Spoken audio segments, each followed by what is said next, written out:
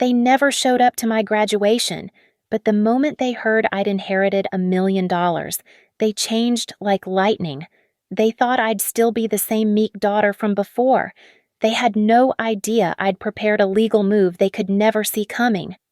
I sat alone in that sea of caps and gowns, watching families embrace their graduates while my phone stayed silent. For 28 years, I'd been invisible to them forgotten birthdays, ignored achievements, always living in my golden boy brother's shadow. But inheritance has a funny way of making people remember you exist. Too bad for them. I'd already made sure they'd never touch a penny. My name is Lauren Carter, and at 28, I should have felt triumphant walking across that stage at Hudson University. Instead, I felt hollow as I clutched my master's degree in my sweaty palm, scanning the packed auditorium one last time for faces that would never come. The ceremony had started at 10:30 in the morning, and by noon, families were flooding the quad with balloons, flowers, and tearful embraces. I watched a girl named Jessica leap into her father's arms while her mother snapped photos, their joy so radiant it hurt to look at directly. Near the fountain, another graduate posed with what looked like 3 generations of relatives, all beaming with pride. I sat on a bench by myself, still wearing my cap and gown, feeling like a fraud in costume. My phone had been silent all day, no congratulatory texts, no missed calls, nothing. But why would today be different? They hadn't shown up for my high school graduation either, claiming Dylan had a baseball tournament that was more important for his future. They missed my college graduation because it conflicted with his fraternity formal. The pattern was so predictable it had stopped hurting years ago, or so I told myself. Dylan, my younger brother by 3 years, the golden child who could do no wrong. While I scraped together scholarships and worked double shifts at the campus library to pay for textbooks, Mom and Dad bankrolled his entire college experience. Spring break in Cabo, a brand new BMW for his 21st birthday, and a downtown apartment that cost more per month than I spent on groceries in a semester. He was studying business, though studying was generous. Last I heard, he was on academic probation again, but somehow that never affected the flow of parental funding. I remembered my 16th birthday, the one they forgot entirely because Dylan had broken his arm skateboarding and needed attention. I came home from school expecting cake, maybe a small gift, but found the house empty except for a note saying they were at the hospital.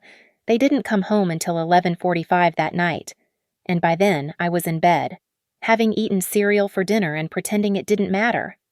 The scholarship to Hudson had been my ticket out, full ride, based on academic merit, something I'd earned entirely on my own. I'd called home excited, thinking maybe this time they'd be proud.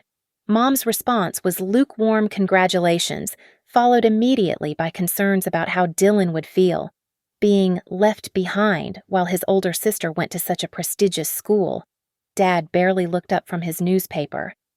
Graduate school had been the same lonely journey.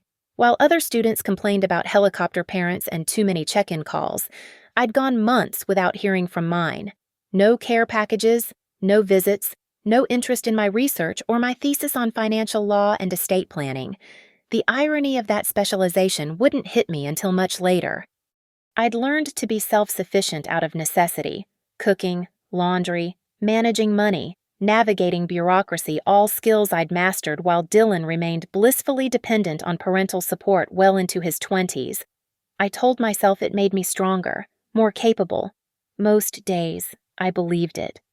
As the quad emptied and the maintenance crew began collecting folding chairs, I finally stood up and walked to my beat-up Honda Civic bought used with money I'd saved from my research assistant position.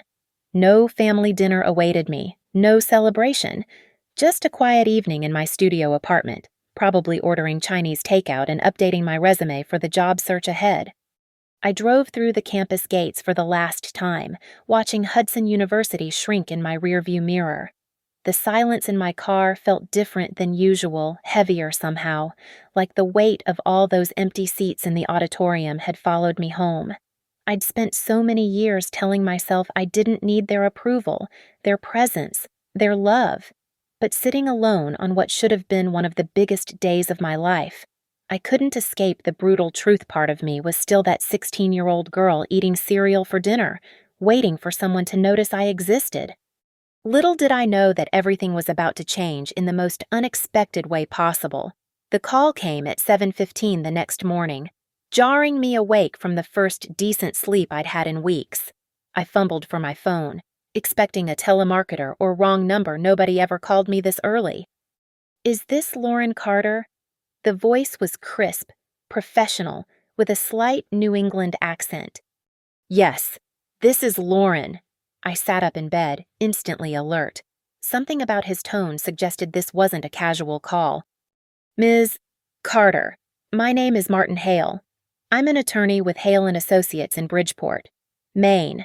I'm calling regarding the estate of Harold and Grace Carter. I believe they were your maternal grandparents." My blood went cold. I hadn't spoken to my grandparents in over 2 years, not since the awkward Christmas visit where my parents had rushed us through dinner and back on the road, claiming they had other obligations. Grandpa Harold and Grandma Grace had always been kind to me, but my parents had gradually distanced our family from them, citing busy schedules and geographical inconvenience. "Yes, they're my grandparents. Are they—" I couldn't finish the sentence. "I'm very sorry to inform you that they both passed away recently. Your grandfather had a heart attack 3 weeks ago, and your grandmother followed 2 days later. The funeral was last week." The words hit me like a physical blow. They were gone, and I hadn't even known they were sick. I hadn't been at their funeral. I hadn't said goodbye. "I'm so sorry," I whispered, tears already forming. "I had no idea. My family. We weren't told." There was a pause on the other end. "I see. Well, Ms. Carter, the reason I'm calling is that you've been named as the sole beneficiary in both their wills. I need to discuss the inheritance with you." "I'm sorry. What? I must have misheard. Did you say sole beneficiary?" "That's correct. Your grandparents left everything to you, their property, investments, savings, everything. The estate is valued at approximately $1.2 million. I literally stopped breathing. The phone felt like it might slip from my suddenly numb fingers. $1.2 million. It was more money than I'd ever imagined having in my entire lifetime. More than my parents' house was worth. More than Dylan's entire college education had cost. "Ms. Carter, are you still there?" "Yes, I'm here. Are you sure?" "What about my parents? My brother?" "I have the will right here in front of me. It's very clear. To our beloved granddaughter Lauren Carter, who has always shown independence, integrity, and strength of character. They were quite specific about their decision. There's also a letter they left for you." My hands were shaking now. Beloved granddaughter. They'd noticed my independence, my integrity. All those years when my own parents had overlooked me, my grandparents had been watching, seeing who I really was. "Mr. Hale, I need to ask, does my family know about this?" "Not from me. Your grandparents were very clear in their instructions. You were to be contacted first, and how you choose to share this information is entirely up to you, though I should mention, there have been some inquiries." "What kind of inquiries?" "Your parents called my office yesterday asking about the estate. Apparently, they'd heard through local channels that your grandparents had passed. They seemed very interested in the details of the will." A chill ran down my spine. Of course they were interested now. My parents, who'd barely made time for their own parents while they were alive, were suddenly concerned about their estate. "What did you tell them?" "Nothing. Client confidentiality. But Ms. Carter, I need to schedule a meeting with you as soon as possible. There are papers to sign, decisions to make about the property. The house in Bridgeport needs attention, and there are investment accounts that require your immediate authorization." "How soon do you need me there?" "Ideally, within the week. Can you manage that?" I thought about my empty calendar, my job search that had barely begun, my studio apartment with nothing keeping me in New York. "I can be there tomorrow." "Excellent. I'll email you the address and time. Ms. Carter, I have to say your grandparents spoke of you often. They were very proud of your academic achievements and your independence. They wanted you to know that this inheritance comes with no strings attached. It's yours to do with as you see fit. After we hung up, I sat in my bed for a long time, staring at the phone. My grandparents had really seen me in a way my own parents never had. They'd recognized my strength, my independence, qualities that my family had always treated as character flaws or inconveniences.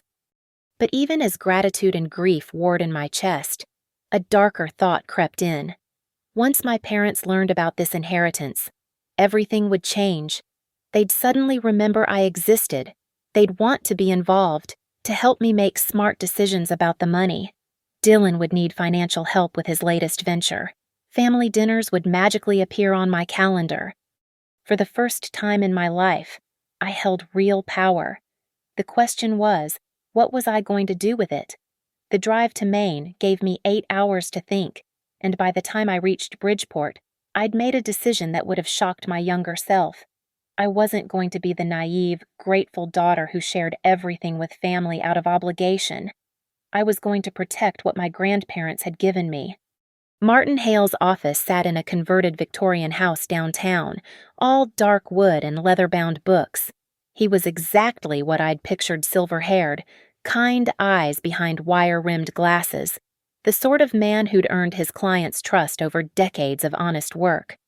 "Lauren, I'm so sorry for your loss," he said, shaking my hand warmly. "Your grandparents were wonderful people. They spoke of you with such pride." He led me through the paperwork methodically. The house, a beautiful colonial on 3 acres overlooking the harbor, was worth about $400,000. There were investment accounts, CDs, savings, and a small but profitable rental property downtown. All told, $1.2 million, just as he'd said. "There's something else," Martin said, pulling out a sealed envelope. "They wanted you to have this." My grandmother's careful handwriting spelled out my name across cream-colored paper. Inside, her words made my eyes burn. "Dearest Lauren, if you're reading this, we're gone, but our love for you remains.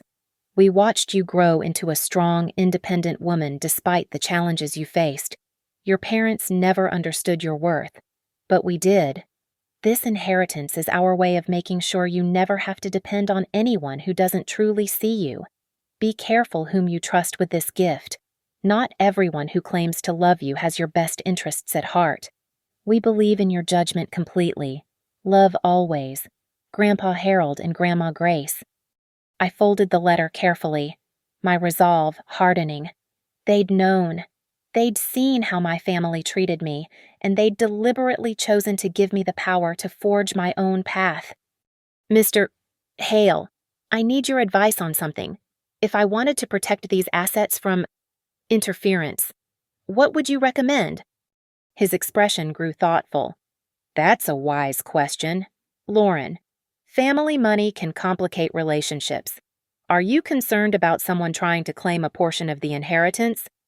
Let's just say I want to make sure my grandparents' wishes are honored exactly as they intended. I understand. The inheritance is legally yours, but if you're worried about pressure or manipulation, there are steps we can take. I'd recommend you speak with a colleague of mine in Boston, Clara Jennings. She specializes in asset protection and trust structures." 2 days later, I sat across from Clara Jennings in her sleek downtown Boston office. She was younger than I'd expected, maybe 40, with sharp eyes and an air of competence that immediately put me at ease. "Martin filled me in on your situation," she said directly. "You want to protect a significant inheritance from family pressure. How concerned are you about their potential actions?" I thought about my parents' sudden interest in the estate, their history of prioritizing Dylan's needs over mine, their talent for making me feel guilty about any success I achieved independently. "Very concerned," I said. "I need to make sure that once this is locked down, no one can touch it. Not through manipulation, not through legal challenges. Nothing." Clara nodded approvingly. "Smart thinking. I'd recommend establishing an irrevocable trust. Once the assets are transferred, they're no longer technically yours, they belong to the trust. with you as the primary beneficiary. It's bulletproof against family claims, and it protects the assets from creditors, lawsuits, even divorce proceedings if you marry later. What's the catch? Once it's irrevocable, it's permanent. You can't change your mind and take the assets back out, but you can structure it so you have access to income and distributions for reasonable needs housing, education, living expenses. Think of it as putting the money in an unbreakable safe that only opens for you. We spent 3 hours going through the details. Clara would establish a limited liability company to hold the real estate, then transfer the LLC ownership to the trust. The investment accounts would move directly into trust-controlled portfolios. Everything would be managed by a reputable Boston firm, with Clara as the trustee and me as the sole beneficiary. The beauty of this structure, Clara explained, is that once it's complete, even if someone produces a fake will or tries to claim your grandparents promised them something, the assets are protected. The trust owns everything, and the trust documents supersede any family drama. The process took 2 weeks and cost $15,000 in legal fees, money well spent for peace of mind. I watched as my grandparents' life savings transformed from a vulnerable inheritance into a fortress of legal protection. Bank accounts closed and reopened under the trust's name. Deeds transferred. Investment portfolios restructured. On the final day, Clara handed me a leather portfolio containing all the trust documents. Congratulations, Lauren. Your inheritance is now completely protected. No one can touch these assets except through the proper channels, which you control entirely. I felt a cold satisfaction settle in my chest.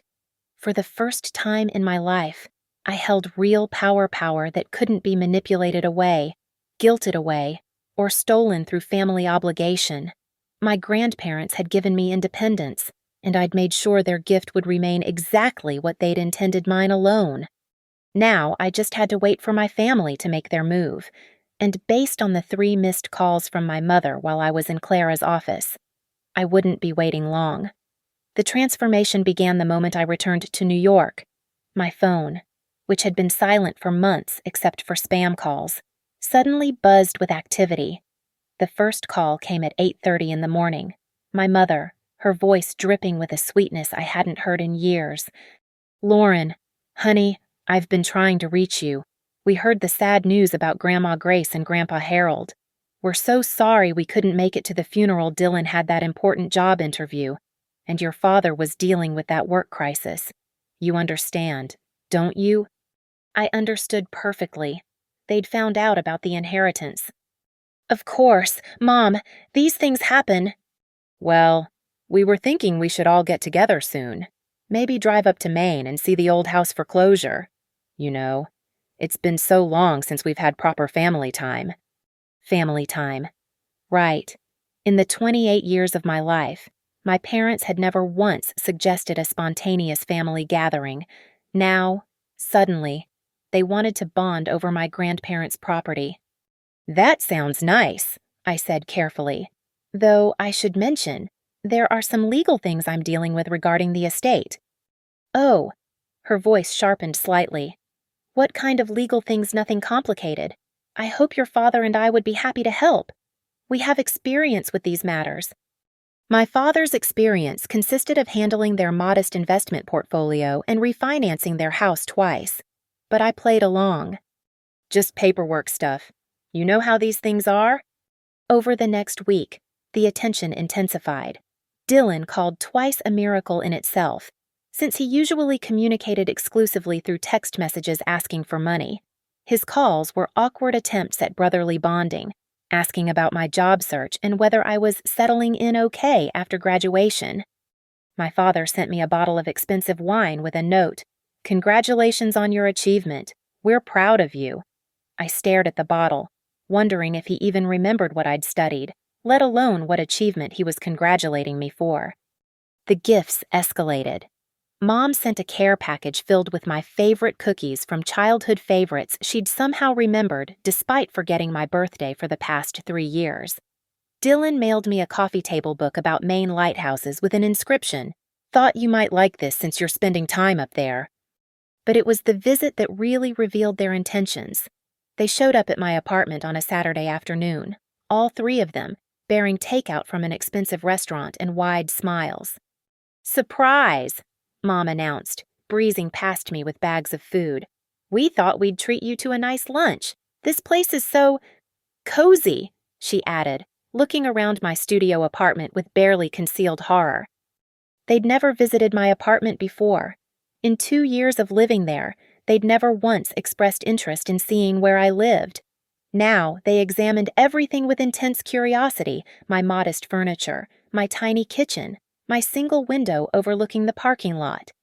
"So," Dad said over pad thai, "we've been thinking about Grandpa Harold and Grandma Grace's place. It's such a beautiful property. Shame to let it sit empty." "Are you planning to sell it?" Dylan asked, his tone carefully casual. "Because the market up there is really hot right now. I've been researching it for personal interest." Personal interest. My brother, who'd never expressed interest in anything beyond his own immediate needs, had suddenly become a Maine real estate expert. "I haven't decided yet," I said, taking a bite and watching their faces carefully. Well, don't rush into anything," Mom said quickly. "These are big decisions. You'll want to get good advice. Professional advice." "Maybe we should all go up there together next weekend," Dad suggested. "Take a look at the place, assess what needs to be done. I could bring my contractor friend you remember, Bob. He could give us an estimate on any repairs."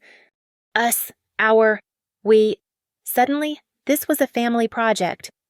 "That's thoughtful of you to offer," I said, though I should probably mention the inheritance isn't quite as straightforward as we thought. 3 pairs of eyes locked on me instantly. "What do you mean?" Mom asked, her voice a pitch higher than normal.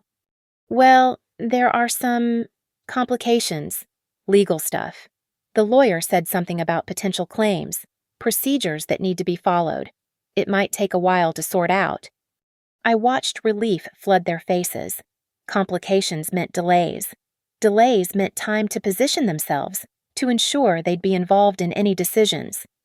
"Oh, honey," Mom said, reaching over to pat my hand.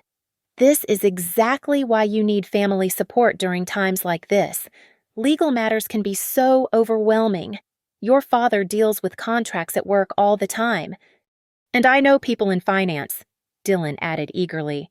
"Investment guys who could help figure out the best way to handle whatever needs handling." "The important thing," Dad said in his most paternal tone, "is that we're here for you. This is a family inheritance. After all, we need to make sure everything's handled properly, fairly." Family inheritance? There it was, the first hint of their real thinking. Despite the will clearly naming only me, they'd already reframed this as something that belonged to all of us. I nodded along, playing the overwhelmed young woman who desperately needed their guidance.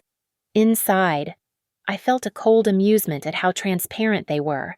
Every conversation, every gift, every sudden display of affection was calculated to position themselves for maximum advantage. They had no idea that the assets were already locked away where they could never reach them. They were maneuvering for control of something that was legally beyond their grasp, and I was going to let them exhaust themselves trying. "You're right," I said finally. "It is overwhelming. I'm so grateful to have family I can count on." The smiles that spread across their faces were predatory in their satisfaction. They thought they had me exactly where they wanted me, confused, grateful, and dependent on their expertise. They had no idea what was coming. The ambush came on a Tuesday morning at 10:15, 3 weeks after their apartment visit. I was having coffee at the kitchen counter when I heard multiple car doors slamming outside my building. Through my window, I watched my parents and Dylan emerge from Dad's SUV, along with a man I didn't recognize carrying a briefcase. They didn't knock. Mom used the spare key I'd given her years ago, a key that had never been used until now. The sound of my front door opening made my blood run cold, but I forced myself to remain calm. "Lauren, sweetheart, we need to talk," Mom announced, leading the parade into my tiny apartment. Her voice carried that artificially bright tone she used when delivering bad news she was pretending was good news. "We brought someone who can help us," Dad added, gesturing to the stranger. "This is Robert Mitchum. He's a paralegal who specializes in estate issues." Robert Mitchum looked nervous, clutching his briefcase like a shield. He was young, maybe fresh out of school, with the eager desperation of someone trying to make a name for himself. Whatever they were paying him, it wasn't enough to mask his discomfort. "Ms. Carter," he began, clearing his throat.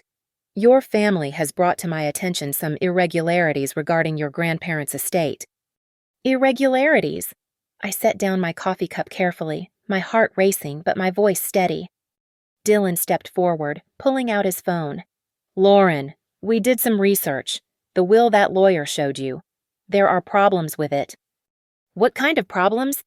"Legal problems," Mom said, moving closer. "Serious ones. The signatures don't match some documents we found in Grandma Grace's things." My father opened a manila folder and spread papers across my small dining table. "We found the real will, Lauren, the one your grandparents actually signed."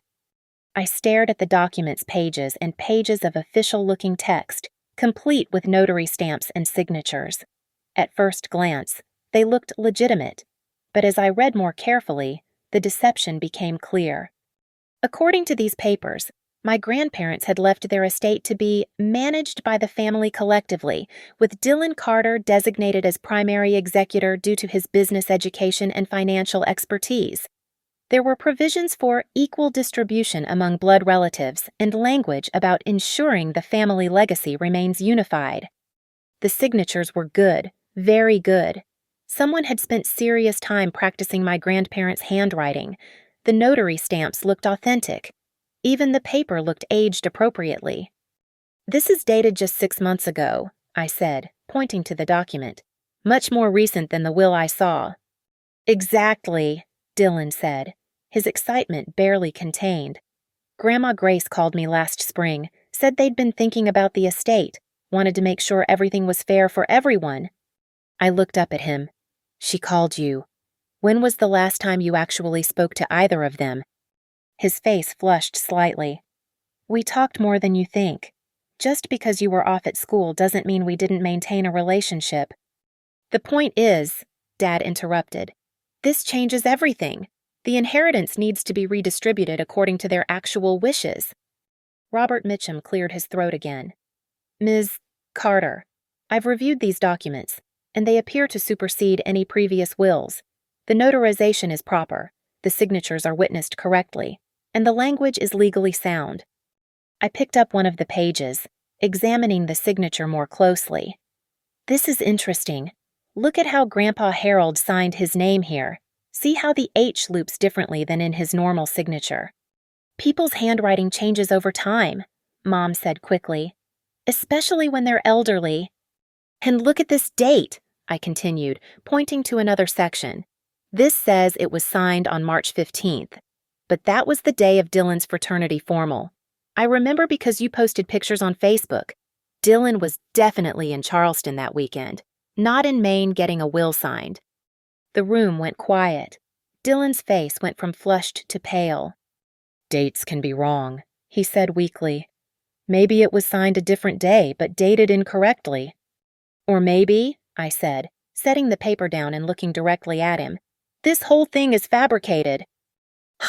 "Lauren," Mom gasped. "How can you say such a thing? We're your family. We're trying to help you understand the legal situation." "The legal situation," I repeated slowly. "You mean the situation where you forged documents to steal my inheritance?" "Nobody's stealing anything," Dad said, his voice rising. "We're correcting an error. Your grandparents never intended to cut the rest of the family out entirely. That doesn't make sense." "It makes perfect sense to me," I said. They knew exactly what they were doing. Robert Mitchum was shifting uncomfortably, clearly realizing he'd walked into something more complicated than a simple estate dispute. "Perhaps we should involve the probate court to sort this out officially," he suggested. "No need for that," Dylan said quickly. "This is a family matter. We can work it out among ourselves." I stood up, gathering the forged documents. You're right, Dylan. This is definitely a family matter, and as family, I'm sure you'll understand when I have these documents analyzed by a handwriting expert, just to make sure everything is legitimate. The silence that followed was deafening. Mom's mouth opened and closed like a fish. Dad's face went rigid. Dylan looked like he might throw up. That seems unnecessary. Mom finally managed. We're not questioning your will. Why would you question ours? Because mine is real, I said simply. And yours isn't. I walked to my door and opened it. I think you should leave now. All of you. Lauren, please, Dad said, his authoritative mask slipping. Let's not let this tear the family apart. We can find a compromise. The compromise, I interrupted, is that you leave my apartment and never bring forged documents into my home again. As they filed out, Robert Mitchum paused at the door. Ms. Carter, for what it's worth, I think you should have those papers examined. Professional ethics require me to say that. After they left, I sat on my couch, holding the fake will and shaking not with fear, but with rage. They'd actually done it. They'd forged legal documents and brought them to my home with a paralegal to pressure me into giving up my inheritance. But what enraged me most wasn't the forgery itself. It was the assumption that I'd be stupid enough to fall for it. They still saw me as the naive little girl who'd accepted being forgotten and overlooked for years. I took photos of every page, then called Clara Jennings. Clara, it's Lauren Carter. I need to ask you something. If someone tried to use forged documents to contest a trust, what would happen to them? That would be fraud, she said immediately, both civil and criminal. Why do you ask? Because I think I'm about to have an interesting few weeks. As I hung up the phone, I realized I was smiling. They'd just handed me all the ammunition I needed to destroy them completely. And the beautiful part was, they had no idea what was coming. The war had officially begun. Clara worked fast. Within 48 hours, she'd coordinated with the Cumberland County Registrar's office and arranged for an official meeting at my grandparents' property. The timing was perfect. My family had been pressuring me all week to settle this matter quickly and quietly, convinced their forged documents had rattled me into submission. We just want what's fair for everyone, Mom had said during her third call that week. Surely you can see that Grandma Grace and Grandpa Harold would want the family to stay together through this. I'd played my part perfectly, sounding confused and overwhelmed. Maybe you're right. Maybe I should just let Dylan handle the complicated stuff. He's always been better with business things. The satisfaction in her voice was nauseating. That's very mature of you, sweetheart.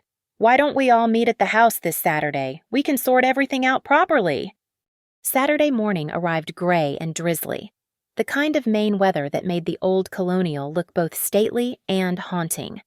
I arrived first, at 9:30, and waited in my car until I saw the convoy approaching Dad's SUV, followed by a U-Haul truck that made my stomach clench with rage. They'd brought a moving truck. They were so confident in their fraud that they'd come prepared to start hauling away my grandparents' belongings. Dylan jumped out first, practically bouncing with excitement. Lauren, glad you came to your senses about this whole thing. We brought some boxes, Dad said, gesturing toward the truck. Figured we could start organizing things. Maybe pack up some of the more valuable items for safekeeping. Mom emerged, carrying a clipboard. I made a list of everything that needs to be divided. We should start with the antiques. There's that beautiful dining set Grandma Grace always loved, and those paintings in the living room. They moved toward the house like vultures descending on carrion, and I felt a cold fury settle in my chest, but I forced myself to smile and nod along. That sounds very organized, I said, though maybe we should wait just a few more minutes. Wait for what? Dylan asked, pulling a keyring from his pocket. I had copies made of the house keys. Hope you don't mind, figured it would be easier if we could all get in. Of course he had. They'd probably been planning this heist for weeks. Actually, I said, checking my phone, I asked someone to meet us here, a county official. I wanted to make sure everything we're doing is completely legal." The enthusiasm drained from their faces instantly. "What kind of county official?" Dad asked sharply. "Someone from the registrar's office. I told them about the situation with the 2 different wills. They said they needed to verify some things before we started moving assets around." "Lauren," Mom said, her voice taking on that warning tone I remembered from childhood. "We discussed this. This is a family matter. We don't need government officials involved." "But if Dylan is really the legal executor like your documents say, then he'll want everything done by the book, right?" I looked at my brother with wide, innocent eyes. "I mean, you wouldn't want there to be any questions about the legitimacy of your authority." Dylan's face had gone pale. "Right, of course. It's just, sometimes these officials can make things more complicated than they need to be." A silver sedan pulled into the driveway, and my pulse quickened with anticipation. The man who got out was exactly what I'd hoped for, mid-50s. Serious expression, carrying an official-looking briefcase and wearing a badge that gleamed even in the overcast light. "Ms. Carter." He approached with his hand extended. "I'm Thomas Wagner from the Cumberland County Registrar's Office. You called about some documentation issues regarding this property." "Yes, thank you so much for coming. Mr. Wagner, these are my parents and my brother. They have some documents they believe supersede the will that was filed with probate." Wagner's expression grew stern as he turned to my family. "I see. And you have these documents with you." Dylan fumbled for his folder, suddenly looking much less confident than he had 5 minutes earlier. "They're right here. As you can see, this will is much more recent than the one filed in probate." Wagner examined the papers methodically, taking photos with an official-looking camera. The silence stretched uncomfortably as he studied each page. "Interesting," he said finally. "Mr. Dylan Carter, you're listed here as the primary executor." "That's right," Dylan said, trying to summon his earlier bravado. "And according to this document, Harold and Grace Carter signed this will on March 15th of this year." "Yes." Wagner looked up, his expression unreadable. "I'm going to need to see some identification from all of you." As they handed over their driver's licenses, Wagner made notes on a pad. Then he looked directly at Dylan. "Mr. Carter, I need to inform you that presenting fraudulent legal documents regarding property ownership is a felony in the state of Maine. The penalties include substantial fines and potential imprisonment." The color drained completely from Dylan's face. "Fraudulent. What do you mean, fraudulent?" "I mean," Wagner said coldly, "that Harold and Grace Carter died on October 8th and 10th respectively. Any will dated after their deaths would be, by definition, impossible to execute." Mom gasped. Dad's mouth fell open. Dylan looked like he might collapse. "But more importantly," Wagner continued, "the estate of Harold and Grace Carter was transferred into an irrevocable trust on October 15th, 5 days after Grace Carter's death, and immediately following the reading of their legally executed will. That trust is registered with both the state of Maine and the federal government. Any attempt to claim ownership of trust assets through alternative documentation constitutes fraud." He handed their IDs back with the cold efficiency of someone delivering a death sentence. "The trust documents take precedence over any subsequent claims, real or fabricated. The assets in question are legally protected, and this property is currently under the jurisdiction of that trust." "Now wait just a minute," Dad said, finding his voice. "We're Lauren's family. We have a right to—" "You have the right to leave this property immediately," Wagner interrupted. "Continued presence here could constitute trespassing, given that you have no legal claim to be here." I watched my family's grand plan crumble in real time. The moving truck they'd brought to steal my grandparents' belongings sat in the driveway like evidence of their intentions. The forged documents in Dylan's hands suddenly looked like what they were: criminal evidence. "Lauren," Mom turned to me desperately, "surely you don't want to see your own family treated like criminals." I looked at her for a long moment, remembering every forgotten birthday, every dismissed achievement, every time they'd chosen Dylan's convenience over my existence. You treated yourselves like criminals when you forged those documents, I said quietly. I just made sure there would be consequences. As Wagner escorted them off the property and they climbed back into their vehicles, leaving the empty U-Haul behind like a monument to their greed, I felt something I'd never experienced before, the cold satisfaction of perfect justice. They'd finally underestimated me for the last time. The envelope arrived exactly 3 weeks after their humiliation in Maine. It was thick, expensive stationery with the letterhead of Morrison, Blake and Associates embossed in gold. I recognized the law firm they handled corporate litigation downtown, the kind of place that charged $1,000 just to review a contract. Inside was a letter that made my blood boil from the very first line. Dear Ms. Carter, we represent your parents, Michael and Susan Carter, and your brother, Dylan Carter, in the matter of the Harold and Grace Carter estate. Our clients have retained our services to address what appears to be a serious misunderstanding regarding the distribution of said estate. Despite recent developments, our clients maintain that the estate distribution does not reflect the true intentions of the deceased. We have reason to believe that undue influence may have been exerted during the final months of Harold and Grace Carter's lives, resulting in an unfair and legally questionable concentration of assets. Undue influence. They were actually claiming I had manipulated my dying grandparents. My hands shook as I continued reading. Our clients are prepared to file a formal challenge to the trust structure currently governing the estate. However, in the interest of family harmony and avoiding costly litigation, they are willing to accept a reasonable settlement. Specifically, our clients propose the following resolution. 1. Transfer of $200,000 from the trust to Dylan Carter for investment in his financial planning business. 2.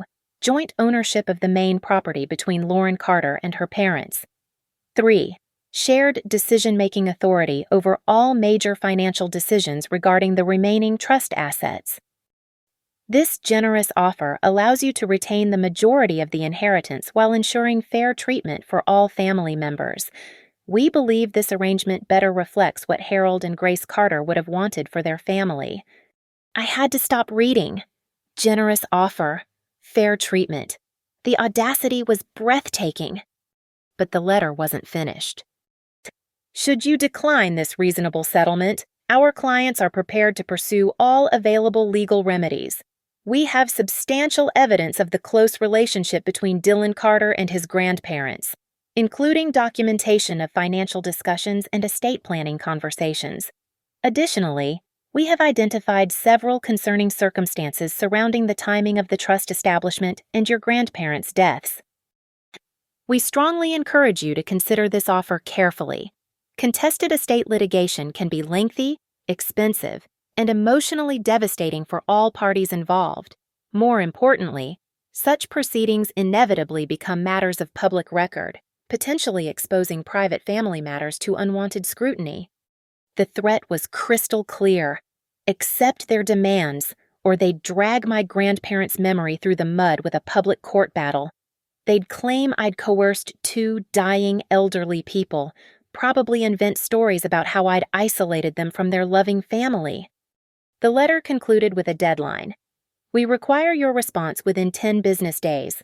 Please contact our office to arrange a settlement conference. I sat in my apartment staring at the letter until the words blurred together.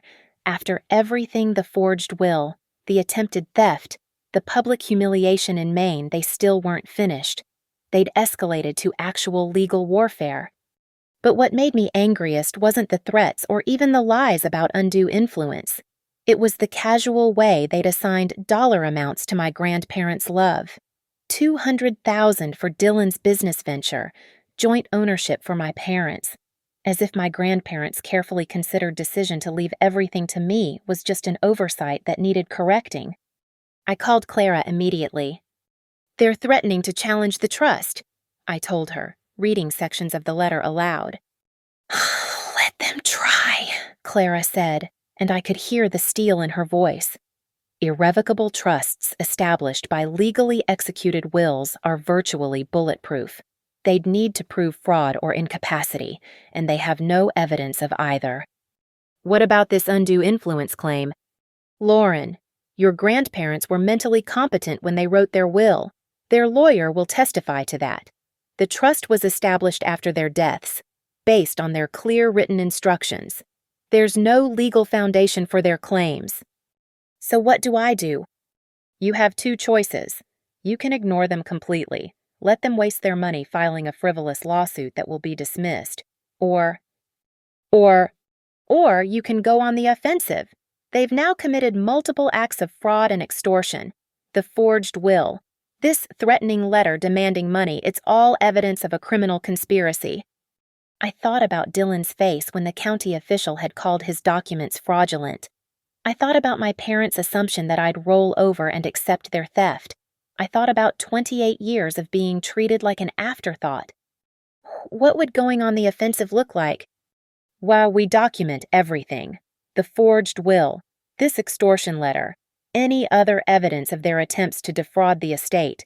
Then we present it all to the appropriate authorities, both civil and criminal. Would that really stop them? Lauren, once they're facing felony fraud charges, their appetite for estate litigation tends to diminish rapidly. Especially Dylan, a financial planning business, doesn't exactly thrive when the owner has a criminal record for forgery and extortion. I looked at the letter again, focusing on Dylan's proposed business investment. Of course, this wasn't just about the inheritance, it was about funding his latest scheme with my grandparents' money. How long do I have to decide? Take your time. But remember, they gave you 10 days to respond to their demands. If you're going to act, striking first gives you the advantage. After hanging up, I sat in my apartment as afternoon faded to evening, holding that letter and thinking about my grandparents. They'd seen this coming. They'd known their own son and grandson well enough to predict exactly what would happen when they died. That's why they'd been so specific in their instructions, so careful in their legal planning. They'd trusted me to protect what they'd built, to honor their wishes even when their own family wouldn't. By 9:45 that night, I'd made my decision. I wasn't going to negotiate with extortionists. I wasn't going to let them turn my grandparents' final gift into a weapon against me. I was going to finish what they'd started. I picked up my phone and called Clara's emergency line. Clara, it's Lauren. I've decided I want to go on the offensive. Are you sure? I looked at the letter one more time, at the casual way they'd tried to buy my family's respect with money that was never theirs to offer. I'm absolutely sure. They want a war. They can have one. Clara assembled our evidence like a prosecutor building a case for murder. The forged will, the extortion letter, photos of the U-Haul truck they'd brought to steal my grandparents' belongings. Even Robert Mitchum's business card. Everything went into a comprehensive package that painted a clear picture of criminal conspiracy. But I wanted more than just legal victory. I wanted consequences that would follow them forever. Tell me about Dylan's new job, I said during our final strategy meeting. Clara consulted her notes. He just started at Meridian Financial Services 2 months ago, junior associate position in their estate planning division. Estate planning, I repeated, savoring the irony. How do you think they'd feel about an employee who forges wills and extorts family members? Most financial firms have strict ethical standards. A criminal record would be problematic. Then let's make sure they know exactly what kind of person they've hired. The filing happened on a Tuesday morning at 9:15. Clara submitted our evidence package to 3 different entities simultaneously: the Cumberland County District Attorney's Office for criminal fraud charges, the Maine State Bar Association for ethics violations against any attorneys involved, and Meridian Financial Services Compliance Department. The criminal complaint was devastating in its thoroughness. Clara had included expert handwriting analysis proving the will was forged, documentation of the trust's legal standing, copies of the extortion letter, and witness statements from Thomas Wagner about their attempted property theft. But the coup de grace was Dylan's employment verification. Clara had done her homework. Meridian Financial Services had a zero-tolerance policy for employees involved in financial fraud. Their compliance manual specifically stated that any associate charged with forgery or extortion would be immediately terminated pending investigation. The first call came at 11:30 that morning. Dylan, his voice cracking with panic. Lauren, what the hell did you do? They fired me. They actually fired me. My boss said I'm under investigation for fraud. This is insane. We're family. Were we family when you forged Grandpa Harold's signature? I asked calmly. Were we family when you tried to steal Grandma Grace's house? That's not... We weren't trying to steal anything. We just wanted what was fair. Fair would have been respecting their wishes. Fair would have been attending their funeral. Fair would have been visiting them while they were alive instead of only caring when there was money involved. Lauren, please, you have to call these people and tell them it was all a misunderstanding. I'll lose everything, my career, my reputation. Good, I said, and hung up. The second call came from my father at 2:45. Lauren Elizabeth Carter, you fix this right now. Dylan's career is ruined. Your mother is having panic attacks. This has gone too far. Dad, you brought a U-Haul truck to steal furniture from my dead grandparents' house. You hired someone to help you commit fraud. How exactly could this go too far? Where we're your family doesn't destroy each other over money. You're right, I said. Family doesn't destroy each other over money. But you stopped being my family the moment you decided to forge legal documents and extort me. My mother's call came at 5:20, sobbing hysterically. How could you do this to us? We raised you. We loved you. And this is how you repay us. You loved me, I laughed, surprising myself with how bitter it sounded. When you forgot my birthday 3 years running, when you missed my graduation, when you never once visited my apartment until you wanted something from me. That's not... We've always... Lauren, please, think about what you're doing. I am thinking. I'm thinking about what Grandpa Harold and Grandma Grace would say if they knew their own son tried to steal from their granddaughter. I'm thinking they'd be proud that I protected what they left me. The final call came from Dylan at 8:15 that evening. His voice was different now, cold, defeated. Congratulations. Lauren, you won. I'm unemployed, possibly facing criminal charges, and my name is Mud in the financial industry. Are you happy now? I'm satisfied, I said. There's a difference. You destroyed your own family over money. No, Dylan, you destroyed our family when you tried to steal from me. I just made sure there were consequences. We'll never forgive you for this. Good, I said. That means you'll leave me alone. The investigation moved swiftly. Within 6 weeks, Dylan was formally charged with document fraud and attempted extortion. My parents were named as co-conspirators. Robert Mitchum, the paralegal they'd hired, lost his license and faced charges of his own. The local newspaper ran a small item about the case. Local family charged in estate fraud scheme. Dylan's mugshot appeared online, permanently searchable by any future employer who might Google his name. I felt no pity watching their world crumble. They'd gambled that I would be the same pushover daughter who'd accepted neglect and favoritism for 28 years. They'd bet everything on my weakness, never imagining I might have developed a spine. They'd lost that bet spectacularly. 6 months later, I stood in my grandparents' house in Maine, finally alone with their memory. The late afternoon sun streamed through the windows, illuminating the dining room where my grandmother had taught me to play cards, the kitchen where my grandfather had made his terrible pancakes that I'd pretended to love. Thank you, I whispered to the empty rooms. Thank you for seeing who I really was. Thank you for trusting me to protect what you built. The house felt peaceful now, safe from the grasping hands that had tried to claim it. My family's greed had been their downfall, and my grandparents' final gift, their faith in my strength, had been my salvation. I'd learned something important about power. It's not just about having it, but about being willing to use it when people try to take what's rightfully yours. My grandparents had given me more than money. They'd given me the chance to discover who I really was when pushed to my limits. As it turned out, I was stronger than any of us had imagined. Thank you so much for listening to this story of justice and family betrayal. I'd love to hear from you. Where are you listening to this story from? Please leave a comment below, sharing your thoughts on Lauren's journey and whether you think she did the right thing. Don't forget to subscribe to hear more stories like this, and share your own experiences with family dynamics and standing up for yourself. Your engagement means the world to storytellers like me.